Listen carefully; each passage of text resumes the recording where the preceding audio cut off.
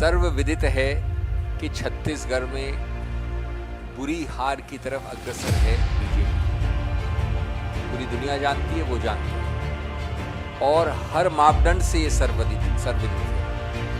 यह भी सर्वविदित है कि ईडी के साथ साझेदारी कह लीजिए, पार्टनरशिप, गठबंधन कह लीजिए, सहयोग कह लीजिए, ईडी के साथ साझेदारी, गठबंधन और सहयोग बीजेपी सरकार और बीजेपी पार्टी का तीव्रता से बढ़ रहा है जैसे जैसे वो हार उनके पास आ रही है।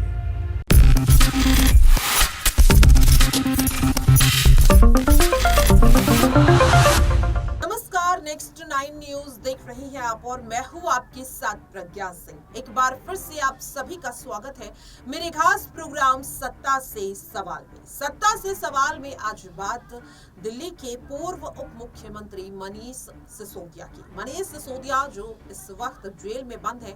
आबकारी नीति जो दिल्ली सरकार द्वारा लाई गई थी, इस पूरी नीति के चलते ही मनीष सिसोदिया को जेल में डाला गया। दरअसल ईडी और सीबीआई दावा कर रही है कि मनीष सिसोदिया ने इस नीति का दुरुपयोग किया है कुछ कारोबारियों को निजी तौर पर फायदा पहुंचाने के लिए। हालांकि मनीष सिसोदिया लगातार अपने पक्ष में यही बयान देते हुए नजर आ रहे हैं, अपने बचाव में ये बयान देते हुए नजर आ रहे हैं कि वे बेकसूर हैं और राजनीति के चलते उन्हें इस पूरे मामले में फंसाया जा रहा है ताकि लोकसभा चुनाव से पहले आम आदमी पार्टी पूरी तरह से कमजोर हो जाए, बिखर जाए। और अब यहाँ पर देखा गया कि मनीष सिसोदिया के बाद आप सांसद संजय सिंह पर भी ईडी की कार्रवाई देखने के लिए मिली। लगभग 25 दिन से वो भी जेल में बंद है। और इसके बाद देखा गया कि आबकारी नीति से जुड़े इस धन शोधन मामले में ईडी ने अब सूबे के मुखिया अरविंद केजरीवाल को भी तलब किया। 30 अक्टूबर को उन्हें नोटिस जारी किया और 2 तारीख यहाँ पर दी गई, लेकिन देखा गया कि अरविंद केजरीवाल ईडी के दफ्तर नहीं पहुंचते हैं, जिसके बाद बार बार ये दावा किया जाने लगा विपक्ष की तरफ से कि शायद आम आदमी पार्टी अब घबरा रही है। अपने लगातार किए गए भ्रष्टाचार के खुलासे को देखकर अब पार्टी बौखला रही है और अरविंद केजरीवाल अपनी गिरफ्तारी से घबरा रही है। ऐसे में सवाल लगातार ये उठ रहा है कि क्या मनीष सिसोदिया जो लगभग 265 दिन जेल में बिता चुके हैं, क्या वो अभी भी जेल में रहने वाले हैं, उन्हें जेल में ही रहना पड़ेगा? ये सवाल बार बार उठता हुआ नजर आ रहा है। लेकिन यहाँ पर आपको बता दें कि सुप्रीम कोर्ट में जब मनीष सिसोदिया की जमानत याचिका खारिज हुई तो कई बड़े सवाल सामने आने लगे और अब इन तमाम सवालों पर खुलकर अपनी राय रखते हुए नजर आए कांग्रेस पार्टी के दिग्गज नेता और वरिष्ठ वकील अभिषेक मनु सिंघवी। क्या कुछ कहते हुए अभिषेक मनु सिंघवी नजर आ रही है, सुनिए जरा। जैसा कि मेरे दोस्तों ने कहा, ये सर्वविदित है कि छत्तीसगढ़ में बुरी हार की तरफ अग्रसर है बीजेपी। पूरी दुनिया जानती है, वो जानते हैं, और हर मापदंड से ये सर्वविदित है। यह भी सर्वविदित है कि ईडी के साथ साझेदारी कह लीजिए, पार्टनरशिप, गठबंधन कह लीजिए, सहयोग कह लीजिए, ईडी के साथ साझेदारी, गठबंधन और सहयोग बीजेपी सरकार और बीजेपी पार्टी का तीव्रता से बढ़ रहा है जैसे जैसे वो हार उनके पास आ रही है। लेकिन ऐसे मापदंडों के बाद भी इतनी घृणात्मक स्थिति पहुंचाएगी ये सरकार बीजेपी वाली और बीजेपी पार्टी, ये मैं समझता हूं इस देश ने सोचा नहीं था। और ये क्यों घृणात्मक बताना चाहता हूं आपको, जो उन्होंने खुद ने कीर्तिमान और मापदंड और मील पत्थर स्थापित किए, उनसे भी आगे जाता है ये केस। ये इसमें एक मजाकिया बात ये है कि 1.5 वर्ष पहले जो पहला कोतवाल है यानी छत्तीसगढ़ पुलिस, वो पहला कोतवाल जांच शुरू कर देता है, अभियुक्त बना देता है, बहुत सारी चीजें जब्त कर लेता है, और उसके 1.5 साल बाद चुनाव के बीच में 4 दिन बचे हैं पहले प्रसंग के और 15 दिन में सब कुछ ओवर है छत्तीसगढ़ में।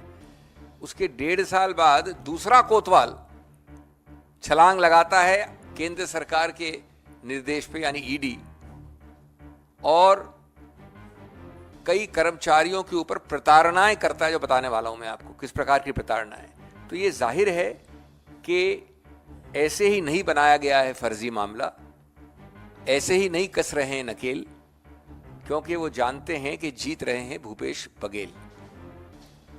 मैं आपको इसके बारे में बताऊं साहब, हम आपको देने वाले हैं अभी दस्तावेज जिसमें एक चार्ट है पीछे। ये दुर्भाग्य की चार्ट है और रोचक चार्ट भी है। 2022 मार्च से लेके अभी तक रायपुर ले लीजिए, दुर्ग ले लीजिए, बिलासपुर ले लीजिए, जगदलपुर ले लीजिए, अंबिकापुर ले लीजिए, मैं आपको डिटेल्स नहीं दे रहा हूं। सब तरफ से लगभग 450 लोगों को गिरफ्तार किया है। किसने किया है? छत्तीसगढ़ पुलिस ने। मैंने कहा ना, पहला कोतवाल। 72 केसेस रजिस्टर हुए हैं पूरे प्रदेश में, अलग अलग डिस्ट्रिक्ट्स में। अब मैं उसकी सूची नहीं दूंगा आपको, लेकिन जो टोटल है, जो सामूहिक रूप से है, 191 लैपटॉप, 850 मोबाइल फोन, 200 से ज़्यादा ATM कार्ड्स, 1.5 करोड़ रुपये और उसके अलावा बहुत सारे अंचल एसेट्स, कैश, 16 करोड़ से ज़्यादा बैंक अकाउंट्स के रुपये इत्यादि इत्यादि। ये सब पहले गात खत्म हो गई, तहकीकात हो गई, जब्त हो गए, कानूनी कार्रवाई हो गई।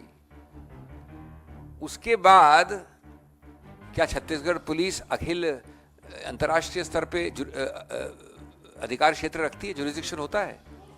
क्या वो दुबई जाने देगी केंद्र सरकार उनको? अगर दुबई जाने देती है केंद्र सरकार, तो छत्तीसगढ़ सरकार वहां भी जाने को तैयार है। क्या वो लेटर्स रेगुलेटरी कर सकते हैं, बुला सकते हैं, एक्सट्रेडिशन की बात कर सकते हैं? तो 1.5 साल में जब ये सब कर लिया, उसके बाद 6-8 महीने से ईडी ने शुरू कर दिया ये सब।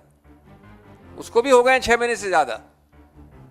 लेकिन प्रसंग तो अभी रुकना है। वो प्रसंग आएगा जब चुनाव चल रहे होंगे। तब जब चुनाव चल रहे हैं तो आपको बताया जाता है एक और बहुत ही बखूबी एक कहानी, कि हमने पकड़ा है ऐसे लोगों को जो वहां से रुपया लेके अभी चुनाव के वक्त चुनावी माहौल में रुपया देने आ रहे हैं।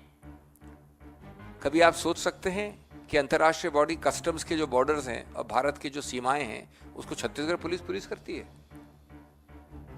कैसे हुआ ये? क्यों हुआ ये? कब हुआ ये? या सिर्फ इसलिए हुआ कि 4 दिन बाद पहली वोटिंग है और 15 दिन बाद सब वहां खत्म है चुनाव? और एक कोरियर का व्यक्ति एक वक्तव्य देता है, आपको मालूम है। देखा आपने और सुना भी। अब सवाल लगातार ये उठ रहा है कि जो दावे यहाँ पर अभिषेक मनु सिंघवी कर रही हैं जांच एजेंसियों को लेकर, क्या वो वाकई में सच है? और ऐसे में अगर बात की जाए यहाँ पर मनीष सिसोदिया की, तो क्या मनीष सिसोदिया को राहत अब सुप्रीम कोर्ट से मिल सकती है? दरअसल आपको बता दें कि सुप्रीम कोर्ट के पूर्व न्यायाधीश मदन बी लोकुर ने भी हाल ही में अपनी राय रखी इस पूरे मामले को लेकर। दरअसल मनीष सिसोदिया को बेल ना मिलने पर अपनी राय रखते हुए सीधे लोकुर ने कहा कि ऐसा लगता है कि अब अदालतें जमानत न देने या फिर उसे खारिज करने को लेकर जो मूल सिद्धांत अदालतों के लिए बनाए गए हैं उन्हें भूलती नजर आ रही है। इसी के साथ वो कई अहम बातें भी रखते हुए नजर आए। बार बार सवाल लगातार ये उठ रहा है कि जिस तरीके से अब कहीं ना कहीं जांच एजेंसियां निशाने पर आती हुई नजर आ रही है, तमाम नेताओं के, विपक्ष के, आम जनता के, अब ऐसे में सवाल लगातार ये उठ रहा है कि सरकारी जांच एजेंसियां जिन्हें स्वतंत्र माना जाता है, क्या वो वाकई में केंद्र सरकार के हाथों की कठपुतली बन चुकी है? और इसी मामले में सीधे अपनी राय रखते हुए अब अरविंद केजरीवाल भी नजर आए हैं। आपको सुनाना चाहेंगे अरविंद केजरीवाल का वो बयान जो उन्होंने मध्य प्रदेश में दिया कि किस तरह से अगर आप चाहे तो यहाँ पर सब कुछ आप करा सकते हैं, सब कुछ आपके हाथ में है, चाबी आपके पास है, आप यहाँ पर जो चाहे वो कर सकते हैं। सुनिए जरा। तो अगर आम आदमी पार्टी ने ये 5 साल में कर दिया, ये दोनों पार्टियां 75 साल में नहीं कर सकती थी क्या? इनकी नीयत नहीं थी, इनकी नीयत खराब थी। हमारी नीयत सही है। दिल्ली के अंदर सरकारी स्कूल अच्छे कर दिए, सारे सरकारी अस्पताल अच्छे कर दिए, कोने कोने में, गली गली में मोहल्ला क्लिनिक खोल दिए, सबका इलाज मुफ्त कर दिया, चाहे अमीर हो चाहे गरीब हो, चाहे 5 रुपए की गोली हो चाहे 50 लाख रुपए का ऑपरेशन हो, सारा मुफ्त कर दिया। बिजली मुफ्त कर दी। 24 घंटे पहले 8-8 घंटे के पावर कट लगते थे दिल्ली में, अब 24 घंटे बिजली आती है, मुफ्त बिजली आती है दिल्ली के अंदर।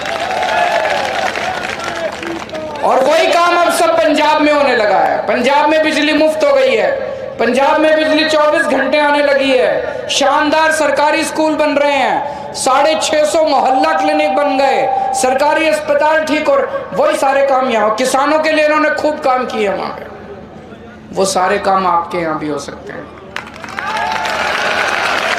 चाबी आपके हाथ में है, चाबी आपके हाथ में है। तो देखा आपने और सुना भी। अब ऐसे में सवाल लगातार ये उठ रहा है कि जो तमाम दावे मनीष सिसोदिया को लेकर आम आदमी पार्टी करती हुई नजर आ रही है, क्या वो वाकई में सच है? क्या ऐसे में माना जाए कि अब मनीष सिसोदिया जब लगभग 5-6 महीने बाद अगर निचली अदालत में बहस पूरी नहीं होती है, उनके खिलाफ जो मामला चल रहा है, तो क्या वो सुप्रीम कोर्ट की तरफ रुख करते हुए नजर आएंगे? अभिषेक मनु सिंह हुई जो तमाम बातें मनीष सिसोदिया को लेकर कहते हुए नजर आए, अगर उन्हें समझा जाए तो ऐसे में उम्मीद है कि 90 दिन बाद शायद मनीष सिसोदिया अगर फिर से सुप्रीम कोर्ट की तरफ रुख करते हैं तो उन्हें जमानत मिल सकती है। और आपको क्या लगता है, क्या वाकई में आम आदमी पार्टी पर जो भ्रष्टाचार के आरोप लग रहे हैं, क्या वाकई आम आदमी पार्टी एक भ्रष्ट पार्टी है? और साल 2024 में क्या एक बार फिर से ये पार्टी सत्ता में वापसी करती हुई नजर आएगी? अपनी राय कमेंट बॉक्स में आप सभी शेयर कर सकते हैं। फिलहाल के लिए मेरे खास प्रोग्राम सत्ता से सवाल में आज के लिए इतना ही। बाकी की तमाम अपडेट्स के लिए आप सभी